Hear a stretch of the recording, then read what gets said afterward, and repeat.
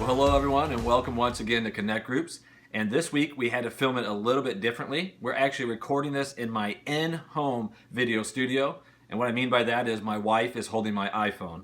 And the reason we had to do this is the past week, on the days that I normally record, I had to travel for business, for church stuff, and so I have to do this at my house. But I know you're good for it. So let's just dive right in and do a quick review, and then you can jump into the questions.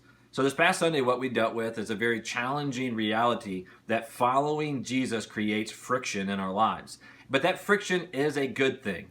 Though it's sometimes difficult as we walk through it, and it creates some awkwardness in relationships, and it challenges us on a personal level, the friction is given to us so that we can have resistance, so that we don't quickly fall into a destructive behavior pattern, or even it's good to give other people a resistance in their lives so they don't fall into a destructive pattern. But then also that exact same resistance, when turned around, can give us traction to take steps of faith where God is calling us. And what we saw is that, one, Jesus experienced this himself, that his calling in his life gave him resistance, but also gave him traction. So it gave him a purpose and the shelter to make decisions so that he never got outside the will of the Father. But then also it led him to make decisions that he probably wouldn't have naturally made in the flesh, as he struggled even in the garden, as he knew he was going to be crucified. But his heart was, not my will, but God's be done. What he was saying is his calling gave him traction. So Jesus modeled this perfectly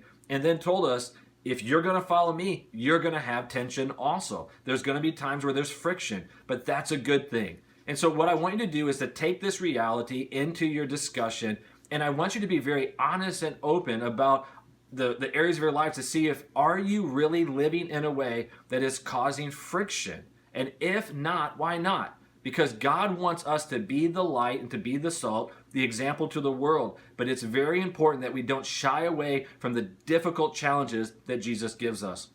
So I hope you have a great group discussion. I hope you're challenged, and then you put these things into practice immediately in your life. Like always, I love you, I'm proud of you, and I can't wait to see you this Sunday.